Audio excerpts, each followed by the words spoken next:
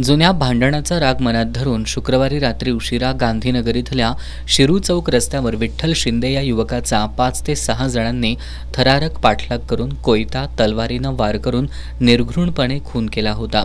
शुक्रवारी रात्री 11:30 वाजण्याच्या सुमारास घडलेल्या या घटनेमुळं गांधीनगर परिसरात एकच खळबळ उडाली होती. संशयितांनी खून केल्यानंतर वादग्रस्त 302 असा मजकूर असलेले रील तयार करून ते सोशल मीडियावर ठेवले होते.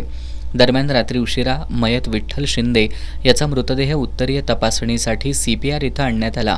आज सकाळी शिंदे याचे नातेवाईक आणि गांधीनगर ग्रामस्थांनी CPRच्या आवारात मोठी गर्दी केली होती.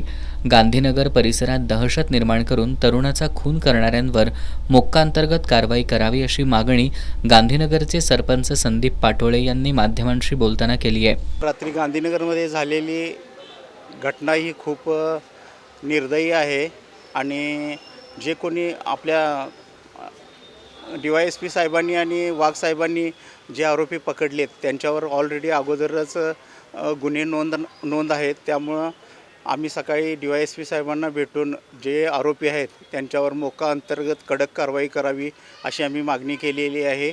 आणि हे जे गांधीनगरात दहशत माजवा लागलेत आणि स्टेटस ठेवून त्यांनी पोलीस प्रशासनाला चॅलेंज करून हे कृत्य केलं आहे. त्यामुळे त्यांच्यावर कडक कारवाई व्हायला पाहिजे आणि त्यांना हद्दपार करायला पाहिजे गांधीनगरामधून.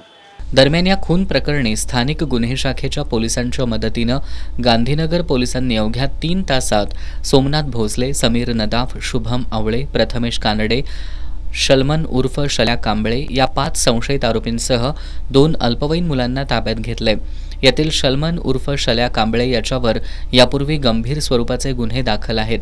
या खून प्रकरणातील आरोपींना ताब्यात घेण्यासाठी स्थानिक गुन्हे शाखेचे पोलीस निरीक्षक रवींद्र कळमकर, सहाय्यक पोलीस निरीक्षक चेतन मसुटगे, जालिंदर जाधव, कृष्णा पिंगळे, अमित मर्दाने, अमित सरजे, वैभव पाटील, लखन पाटील, शुभम संकपाळ, शिवानंद मठपती, सुशील पाटील, नामदेव यादव आणि गांधीनगर पोलीस ठाण्याचे सहाय्यक पोलीस निरीक्षक सागर वाघ, पोलीस उपनिरीक्षक विनायक झुंजरगे, वर्षा डाळिंबकर, बजरंग हेब्बाळकर, सचिन सावंत, रोहन चौगले, नाथा गळवे, योगेश शिंदे, दिग्विजय पाटील यांनी सहभाग घेतला.